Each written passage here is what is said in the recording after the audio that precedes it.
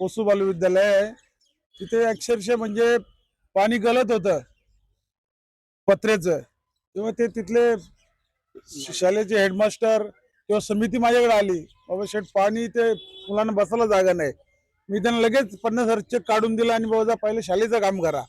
उत्तर शिवची अंगणवाडी असो, नलाची कामं असो, पाण्याचा प्रश्न असो, आम्ही प्रत्येक गोष्टीत कुठला राजकारण न बघता मी काम केलं. गावाच्या लोकांचा विकाससाठी आता लोकांचं आमचं म्हणणं होतं, मागणी होती का नवी मुंबई पाहिजे. आम्ही ग्रामपंचायत रामराम ठोकून नवी मुंबईसाठी आम्ही प्राधान्य, महानगरपालिकेमध्ये आमचा विकास झाला पाहिजे, आमच्या प्रत्येक नागरिक लोकांना अन्याय झाला ना पाहिजे, त्यासाठी एक मी पाऊल उचललेलं आहे अपक्ष म्हणून. तशी राजकारण मला एकदम आता राजीनामा दिला होता शिवसेनेचा, मला काही याची परत गरज नव्हती. परत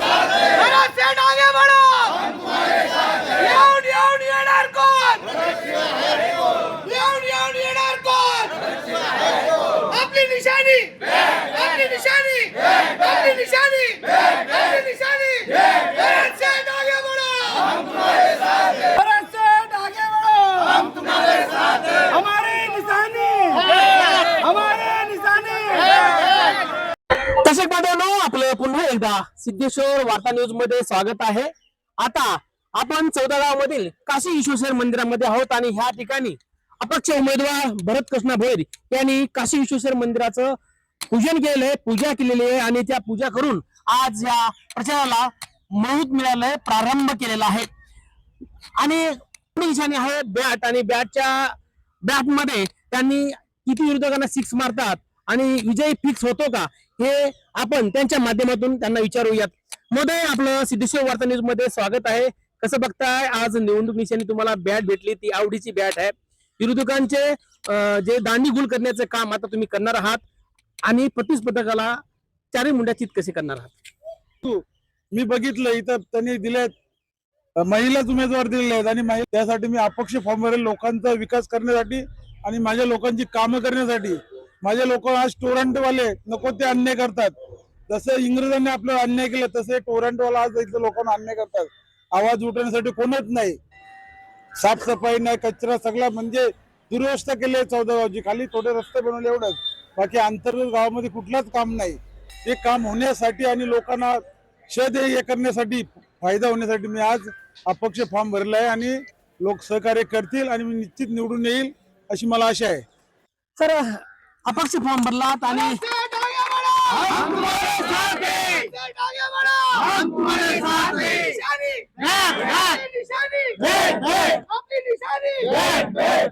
अपक्ष फॉर्म भरला, जरी ह्या तुम्ही गगनभेदी गर्जना ऐकत असाल, त्या गगनभेदी गर्जना आहेत बेंबीच्या देठापासून आहेत आणि अपक्ष उमेदवार भरत कृष्णा भोईर यांना निवडून आणायचं त्यांचं ह्या कार्यकर्त्यांचं मत आहे आणि ठाम निश्चय त्यांनी केलेला आहे. मोदय, कसं बघताय, आणखी अनेक काही प्रश्न आहेत 14 गावामधले जे की अद्याप सुटू शकले नाहीत आणि स्थानिक भूमिपुत्र आहात तुम्ही, स्थानिक 14 गावातले रहिवासी आहात आणि आपण ह्या नवी मुंबई महापालिकेत जर निवडून आल्यानंतर काय म्हणजे महत्वाचा विकास करणार आहात, काय सांगा. आमच्या गावात गटार नाही, कुठे रस्ते नाही, गावामध्ये बऱ्याच ठिकाणी स्मशानभूम्या नाहीत, बरीचशी कामांची सुविधा बाकी आहेत इथं आमच्याकडे आणि लाईटीचा जास्त प्रॉब्लेम आहे. टोरंटोवाले जास्त त्रास देतात, त्यासाठी आम्हाला आवाज उठवायचा आहे आणि सर्व तर काम आम्ही करतच आहोत आणि उरलेली कामं सुद्धा आम्ही करणार आहोत. अपक्ष उमेदवार भरला आहात, परंतु जे काही सत्ताधारी आहेत त्यांची मोठी रणनीती असणार आहे, ती रणनीती कशी हाणून पाडणार आहात. आम्हाला काय कोणत्या विरोध, आमच्या इथे लोकांसाठी उभं राहिलं, मी जनतेची कामं करण्यासाठी उभं राहिले. मला सत्तेदारांशी किंवा कुठल्या पक्षाला विरोध बोलायची गरज नाही मला आणि बोलणार पण नाही. मी माझ्या इथे 14 गाव म्हणजे माझ्या विरोधात इथे कोणी सुद्धा फॉर्म टाकला नाही, माझं एकट्याच फॉर्म आहे. त्यामुळे सर्व जनता सांगतात का एक मत तुम्हाला आम्ही काही करून देणारच आहोत. समाज कधी मान्य घालणारच नाही. इथं गावातला नेता आहे, गावकरी आहे, भूमिपुत्र आहे, ग्रामस्थ आहे, ग्रामस्थालाच पहिला प्राधान्य देतील, विचारणार नाही, ही माझी स्पष्ट भूमिका आहे. कर्मनगरी असेल, इकडे बाकीच्या आसपास गावामध्ये भेटणार सुद्धा आहे. त्या अनुषंगाने आपली ती कर्मनगरीची जी रस्त्याची दुरावस्था आहे, ठाकूरपाड्याची दुरावस्था आहे, ती कशी पूर्ण करणार आहात. ठाकूरपाड्याला तर ऑलरेडी कॉन्क्रीटचा रस्ता झालेलाच आहे. कर्मनगरीमध्ये आम्ही मी नगरसेवक झाल्यानंतर पहिला निधी तिथंच वापरणार आहे. पाण्याची लाईन तिथे दिली आहे, सध्या त्यांना पाणी चालू आहे कर्मनगरीवाल्यांना आणि उरले टोटल मालतोटे सगळे 14 गावात पाणी आहे. जिथे जिथे कमी पडलं असेल तिथं आता आम्ही निधी घेऊन पूर्ण करून काम ते तर हे होते भरतकृष्ण भोईर, अपक्ष उमेदवार. त्यांना भेटलेली निवडणूक निशाणी बॅट आहे आणि ते विरोधकाचे बॅटीनं चेंडू गुल करणार आहेत.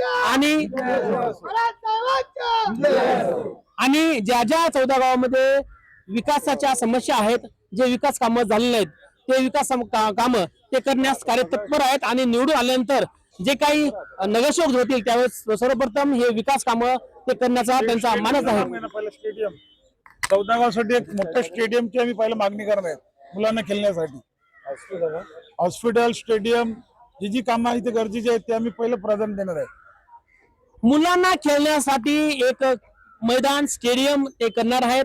आणि प्लस सर्वप्रथम जे औषधोपचार आहे, दवाखाना आहे, तो दवाखाना नावाईला आहे पण तो कधी बंद असतो कधी चालू असतो. पण आता भरतकृष्ण भोईर म्हणतायत की आरोग्य विभागाच्या माध्यमातून आम्ही आरोग्य केंद्र उभारू आणि लोकांना त्या नागरिक सुविधा आम्ही देऊ, आरोग्याची सुविधा देऊ. आणि जे जे कामं बाकी आहेत ते कामं करण्याचा आम्ही कार्यतत्पर प्रयत्न करील. आणि माझे जे काही 14 गावातले भूमिपुत्र आहेत, आगरी भूमिपुत्र आहेत, मतदार आहेत, बाहेर गावचे मतदार आहेत, तेही मला निवडून देतील. कारण मी एकमेव उमेदवार ह्या 14 गावातला आहे आणि 14 गावातील लोक माझ्यावरती प्रेम करतात आणि मला मोठ्या मताधिकाने निवडून देतील अशी ग्वाही सिद्धेश्वर वार्ता न्यूजशी बोलताना सन्माननीय अपक्ष उमेदवार भरतकृष्ण भोईर यांनी आपल्या सिद्धेश्वर वार्ता न्यूजला दिलेली आहे. भरतकृष्ण भोईर दादांचा भरतकृष्ण भोईर दादांचा चौकार मारणार भरत, षटकार मारणार 50 मारणार शतक मारणार. आपली निशाणी आपली निशाणी काशी विश्वेश्वर महादेव की, काशी विश्वेश्वर महादेव की. हे बघितलं ना आपण, हे जे कार्यकर्ते आहेत ते काशी विश्वेश्वर मंदिराचं दर्शन घेऊन आता प्रचाराला निघालेले आहेत.